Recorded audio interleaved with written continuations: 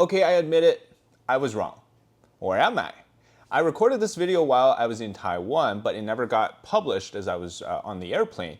Okay, so Xi Jinping has disappeared for about 2 weeks. Is he rotting in a jail? Is he sick? Or is he hiding somewhere? And the question is, why now? Because usually they can do that during a critical time or critical period. And, he's done this himself a few times, actually. And so it's not abnormal in the sense that he's done this before. However, right now, on paper, it's not a critical time. Or maybe that is the reason, considering the fact that there's been a lot of rumors about his loss of power, and the ones we've been discussing quite convincingly, actually. So for him to do this right now, it might just explain those rumors. And let's talk more about this.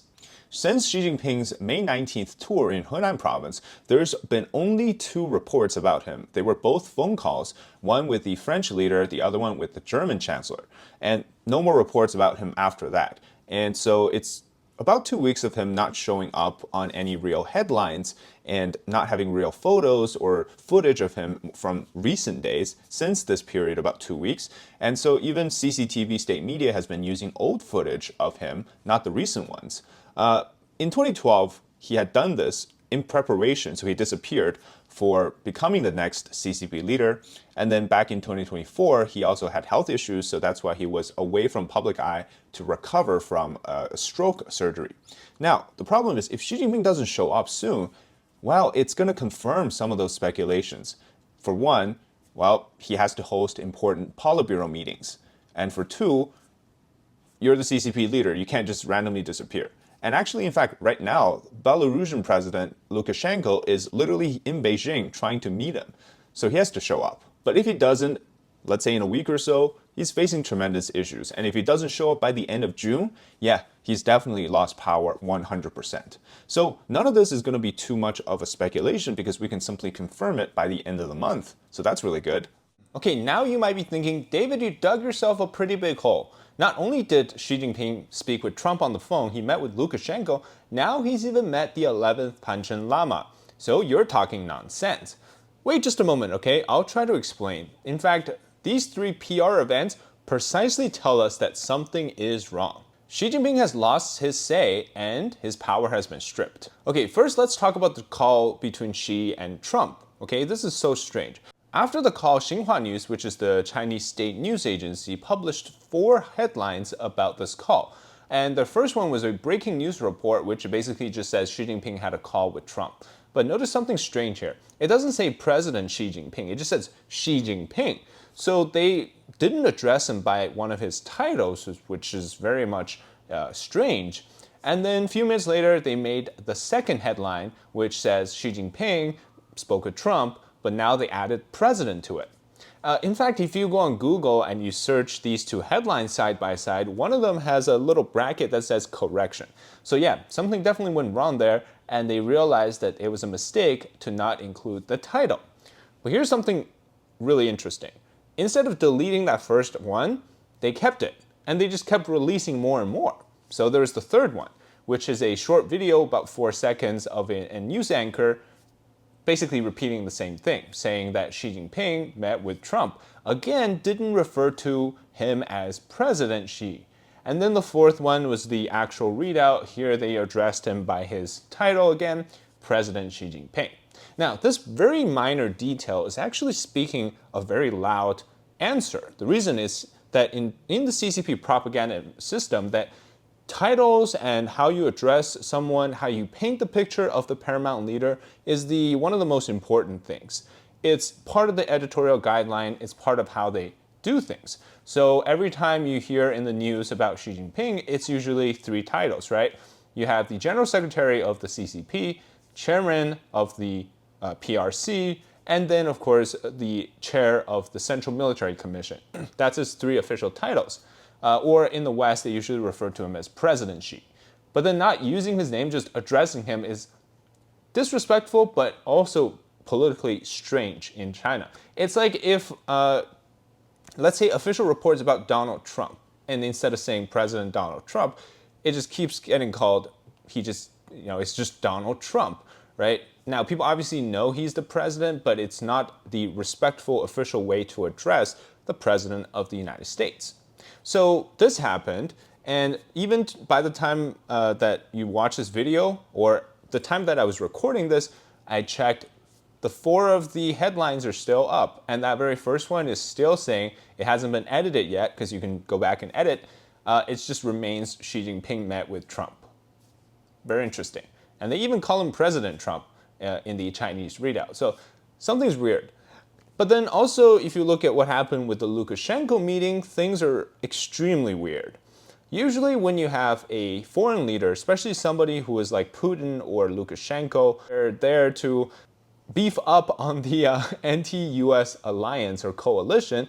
Obviously, Xi Jinping would give them a special welcome, a very friendly reception. Except when Lukashenko showed up to Beijing, he didn't really get reported on what he did for the first 2 days, and it wasn't until the last day that he was scheduled to leave that he finally had this family private meeting with Xi Jinping. Now, according to Belarusian media and the vice president of Belarus in Beijing, they claim that this visit was an unofficial visit, it's not a state visit, and it was a family visit. But that's so strange because Lukashenko's family didn't accompany him on this visit. It's the vice president of Belarus who accompanied him on the visit. So you're telling me that you're meeting Xi Jinping's family, and Xi Jinping's wife doesn't get mentioned, his kids doesn't get mentioned, Lukashenko's family is not here, 2 dudes just hanging out for a family visit. Yeah, totally, right? But most people were very surprised by where this meeting took place.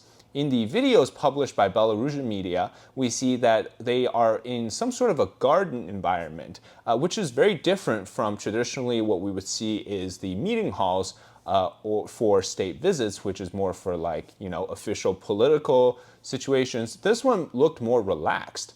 So that's very interesting. Obviously, people were speculating what's going on here after he had been missing for 2 weeks. And the environment, or you could say the furnishing of this place, is extremely subpar compared to the official banquet rooms or the state rooms. And it does not paint a picture that Belarus is a deep friend with the CCP in their partnership, as Lukashenko himself visits China very frequently, actually. So it's very weird, a way for you to meet an old friend of the CCP, in your backyard. Now, some people might claim that this is more personal, but that's really not how it works. Next meeting with the 11th Panchen Lama might actually explain this. But before we do, you have to understand why I have this speculation that Xi Jinping lost power. Now, there's a historical example of this. Hua Guofeng, who was basically in Xi Jinping's position, was stripped of power by Deng Xiaoping. And the way he did it was that for about 2.5 years or so, people in China still thought that Hua Guofeng was the paramount leader. And until, a few months before he was publicly, going out, that people realized, oh wait, Deng Xiaoping is actually in control now. So it takes a very long time for people to actually see who has the final say in the CCP. But until it finally happens, it just seems like the guy was still meeting with foreign leaders. He was still doing the daily affairs of things. He seems like was still running the country. So the same thing seems to be happening with Xi Jinping, is that there are some weird and strange actions from the CCP, yet the guy looks like he's still, walking around and running around being the leader of the CCP. But in fact, it's very possible that there's already these elders who, by the way, Deng Xiaoping was one of them as well, who are basically in control behind the scenes. You'd think something must have happened for him to not use the regular room. So obviously there's speculations. Did he get, put into house arrest, or, was he recovering from some health issues? Okay, now about the 11th Panchen Lama. This is very controversial, especially among the Tibetan population, because the real Panchen Lama, who is recognized by the Dalai Lama, has been missing since he was 5 years old. People believe maybe he was kidnapped by the CCP. So this 11th Panchen Lama is someone that was appointed by the Chinese Communist Party.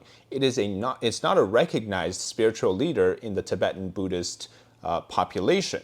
So the reason why the 11th Panchen Lama, I'm just going to use the title here, even though I know that's not the official one, it's not recognized, but I'm just going to use it for clarity's sakes. The 11th Panchen Lama offers a state visit to the CCP during every leader's power. So that's about 10 years. So once every 10 years, he will do a visit. Now, Xi Jinping met with Pan Chen in 2015. And before 2015, in 2005, Hu Jintao, who was a former leader at the time, met with Pan Chen again, and then back to 1996, which is still, it's a decade before that. Zhang Zemin also met with Pan Chen. This guy, back then, he was only 5 years old. Okay, so the reason why I say this is because meeting with the Pan Chen Lama is actually a critical step to ensure that the CCP can propagandize its legitimacy on the control over Tibet. Look, we have the Pan Chen Lama, the second spiritual, most prestigious spiritual leader from Tibetan Buddhism, is here to, come to seek audience in Beijing for the CCP. That must mean that we have total legit control over the Tibetan region because look, we have the Pan Chen Lama, which, by the way, is somebody who was likely a figurehead put into place by the CCP. So it's their way to establish their so-called legitimate control over the region. Okay, so this, you have to understand the context. Now, the reason why they see that the meeting with the Pan Chen Lama is so important is because not only is it a way for them to legitimize their control over Tibet, it is also a way for them to seek legitimacy of their own power within the CCP as well. So for Xi Jinping this time in 2025, now he was supposed to have stepped down back in 2022, but he didn't. So Pan Chen basically, met him again, right? Because every 10 years there's a new leader. Xi Jinping didn't follow that. So Pan Chen met him the second time, but this time in 2025, in the same meeting room that he had met Lukashenko. By that logic, if Lukashenko's meeting with Xi Jinping was an unofficial one, it means that this Pan Chen Lama meeting with Xi Jinping was also an unofficial one, which doesn't make sense. Again, because the most important thing for the CCP to legitimize their claim over Tibet is the meeting with the Pan Chen Lama. In fact, every single leader makes sure that their reception for the Pan Chen Lama is the utmost prestigious so that they can glorify their own power as well. Which goes back to why Xi Jinping did this, because not only is this actually a downgrade in terms of the reception, it's also a reflection of where Xi Jinping's power is. You think about it, right? If Xi Jinping was, like some people believe, still in control, then compared to 2015, right now in 2025, he should be in even more control, which means, per that logic, why would you not make the meeting with Pan Chen Lama even more glorious than the previous leaders have done, right? Because you want to suit yourself with this whole cult of personality, better than everybody else type of vibe. Why not make the meeting even more prestigious than anybody's ever done it, right? Because you have the opportunity and you have the, so-called control, so why not do it?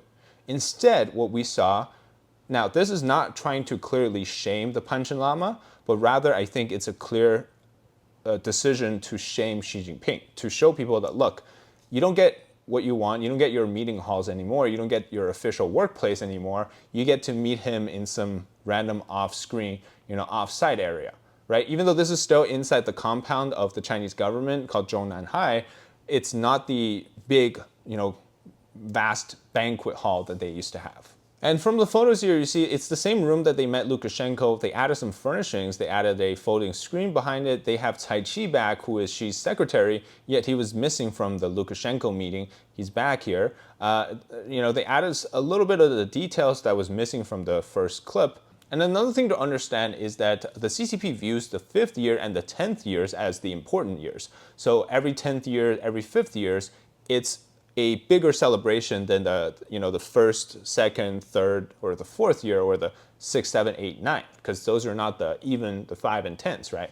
So in fact, this year marks the 60th anniversary of their so-called control over Tibet. So if anything, this year's meeting with Pan Chen should be even better or even bigger. Okay, now we got this out of the way, let's go back to the other David to finish out the episode. And then to couple with that is something even more strange, on top of being strange already. Every month or so, the Politburo has to hold an important study session and meeting, all hands on deck meeting. Now, this is different from the secret meeting that we covered, but this one is like the regular routine meeting. Now, I won't say that 100% of the time it gets reported, but 95% of the time, this monthly meeting does get reported by state media. But this month, it did not get reported. there's been a few cases I can remember in recent memories. One was in 2018 before the trade war, well, during the trade wars, in August, I believe, that was not reported. The other one was 2022, at the end of 2022, and it was about discussion of whether or not to continue COVID, the zero COVID lockdown. So those were times where the issue was so sensitive that they couldn't report on it. But other than that, like they usually have a reporting for this. So again, here is a set of rumors that recently popped up. So the reason why they're not hosting this meeting, according to the rumors, is because, well, certain people within the top echelon of the CCP have been essentially stripped of their power. The current Politburo Standing Committee, which is, Xi Jinping plus 6 other people, that's been dissolved in the sense that not officially, but in reality, it's been dissolved and they no longer hold power. So there's no reason for them to host these monthly meetings anymore because they're not running the party and the country anymore. And by this latest set of rumor, it says that Xi Jinping by August will for sure step down and that actually new candidates have been selected already. And then what they're trying to do is that, again, disclaimer, right? If the CCP doesn't dissolve itself or there's no dissolution of the system, it doesn't matter because, you can have the next guy come in and be even worse than Xi Jinping. But it's just right now, we have to be clear about that. But also we can still learn a little bit about what's going on there. Okay, so again, the disclaimer here is that if they don't get rid of the CCP, the next guy that comes in could be even worse. So this is not something we can cheer for, but it's still good to know what's going on there. So according to the rumors, what's going to happen is there will be a transition period, a holdover council consisting of party elders. So these are former top leadership that come back and basically hold this like centralized council, and everybody, it's a collective leadership for the transition period. And after that, who knows what's going to happen, but that's one of the scenarios for now. Still though, that monthly meeting would have been great to gauge at how realistic these rumors are. By the way, I have to say, these are called rumors, but since 2022, these rumors have been really ahead of essentially what becomes truth a few months or a year later. So to call these rumors, it's really not doing it justice anymore because a lot of these rumors are very bizarre, very shocking, and yet eventually it gets confirmed. So we cannot discount them anymore. Okay, so what does this all mean then? Well, the chance of Xi Jinping being gone from power is very high, and that in fact it will happen very quickly. But what comes after that is uncertain, and it might not be as good as what we would hope for. But still, it's good to have an effort to push for change and something that could potentially make China better.